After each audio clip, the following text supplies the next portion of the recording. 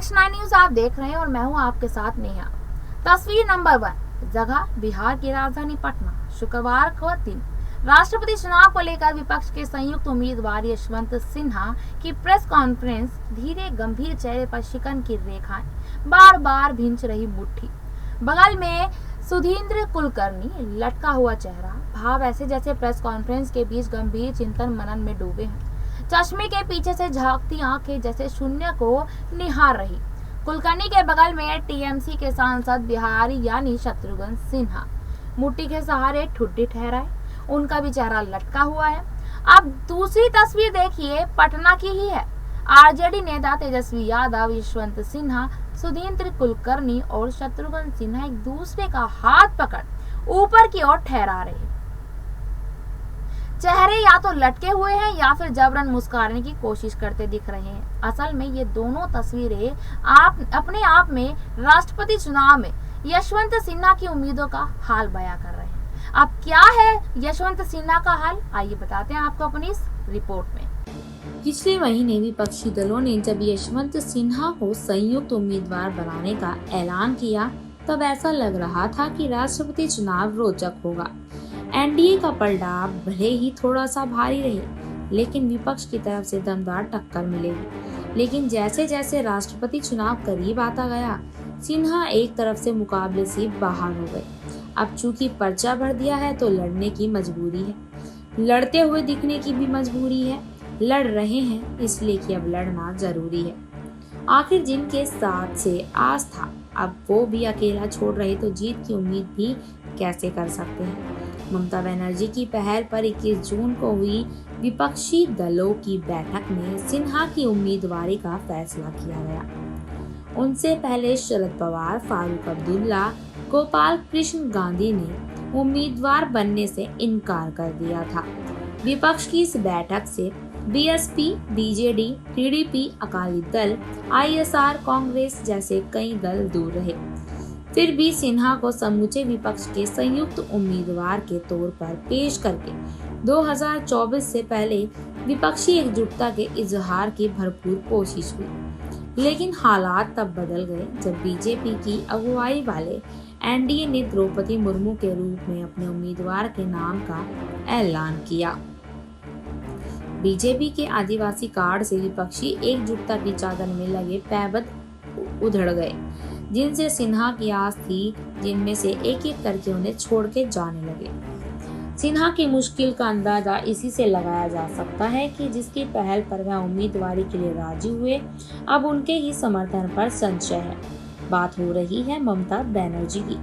द्रौपदी मुर्मू के नाम के ऐलान के बाद पहले तो दीदी ने सिन्हा को पश्चिम बंगाल आने से मना कर दिया, कह दिया कि प्रचार अभियान के तहत बंगाल आने की जरूरत नहीं है, वह संभाल लेंगे। बाद में द्रौपदी मुर्मू को लेकर ममता के सॉफ्ट स्टैंड के बाद सिन्हा को टीएमसी के समर्थन पर भी संशय के बादल छा गए।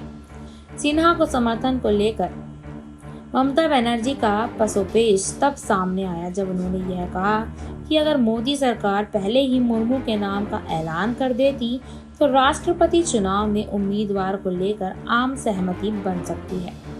दीदी ने कहा कि सरकार ने राष्ट्रपति चुनाव को लेकर उनसे संपर्क तो किया, लेकिन मुर्मू के नाम का खुलासा नहीं किया। एनडीए के राष्ट्रपति उम्मीदवार को लेकर ममता बनर्जी के अचानक नरम रुख अख्तियार करने के पीछे उनकी एक बड़ी मजबूरी है। दरअसल बंगाल में आदिवासी समुदाय की हिस्सेदारी 6% के करीब है। इनकी तादाद करीब 53 लाख है। खास बात यह है कि पश्चिम बंगाल में आदिवासी जनसंख्या पूरे राज्य में बिखरी हुई नहीं, बल्कि कुछ खास हिस्सों जैसे नॉर्थ बंगाल और जंगल महल में केंद्रित है। मुर्मू आदिवासियों के संथाल समुदाय से आती हैं। पश्चिम बंगाल की आदिवासी आबादी में 80% संथाल है। 2019 के लोकसभा चुनाव में आदिवासी इलाकों में बीजेपी का प्रदर्शन काफी अच्छा था, लिहाजा ममता को आदिवासी वोट बैंक छिड़कने का डर सता रहा है। द्रौपदी मुर्मू की जीत तो एक तरह से अभी तय हो गई जब नवीन पटनायक की बीजेडी और जगन मोहन रेड्डी की वाईएसआर कांग्रेस ने उन्हें समर्थन का ऐलान किया। एक तरफ मुर्मू की दावेदारी लगातार मजबूत हो रही है, तो दूसरी तरफ यशवंत सिन्हा को समर्थन का भरोसा देने वाले कई दल यू टर्न ले चुके हैं। राष्ट्रपति चुनाव को लेकर दिल्ली में 15 और 21 जून को हुई बैठक से बीएसपी, अकाली जैसे कई दल दूर रहे, लेकिन जो विपक्षी दल बैठक में मौजूद रहे और उन्होंने सिन्हा की उम्मीदवारी का समर्थन किया, उनमें से कई अब पलटी मार चुके हैं। विधायकों की बगावत की वजह से महाराष्ट्र में सत्ता से हाथ धोने वाली शिवसेना ने इस डर से यू टर्न ले लिया कि कहीं सांसद भी बगावत न कर दे। इसी तरह झारखंड मुक्ति मोर्चा ने भी सिन्हा की उम्मीदवारी का समर्थन किया था, लेकिन बीजेपी के आदिवासी कार्ड की वजह से उसे भी यू टर्न लेने को मजबूर होना पड़ा। हेमंत सोरेन ने मुर्मू के समर्थन का ऐलान कर दिया। विपक्ष में शामिल बीएसपी और अकाली दल ने भी मुर्मू के साथ यूपी के विधानसभा चुनाव में अखिलेश यादव की अगुवाई वाले गठबंधन का हिस्सा रहे सूबा सपा के मुखिया ओम प्रकाश राजभर ने भी सपा को झटका देते हुए मुर्मू को समर्थन का ऐलान कर दिया। 18 जुलाई को चुनाव तो होंगे, लेकिन नतीजे पहले से तय दिख रहे हैं। सिन्हा की हार, मुर्मू की जीत। साफ है, सिन्हा हारी बाजी खेल रहे हैं। इसी बीच बताते चले आपको कि राष्ट्रपति चुनाव में विपक्ष के संयुक्त उम्मीदवार यशवंत सिन्हा शनिवार को कश्मीर में गए थे, जो बीता हुआ शनिवार है। अपने पक्ष में समर्थन जुटाने के लिए उन्होंने वहां पर जाकर लोगों से बात की। केंद्र शासित प्रदेश के 1 दिवसीय दौरे पर आए सिन्हा की यहाँ खूब आवभगत भी हुई। इसी बीच अब्दुल्ला को कश्मीर का सबसे बड़ा नेता बताते हुए कुलकर्णी ने कहा, राष्ट्रपति चुनाव में विपक्ष एकजुट है। जम्मू कश्मीर में अभी कोई विधानसभा नहीं है। यहाँ से 5 लोकसभा सदस्य हैं, इनमें 3 नेशनल कॉन्फ्रेंस से और 2 बीजेपी से हैं। आज की तारीख में जम्मू कश्मीर से राज्यसभा में एक भी सदस्य नहीं है।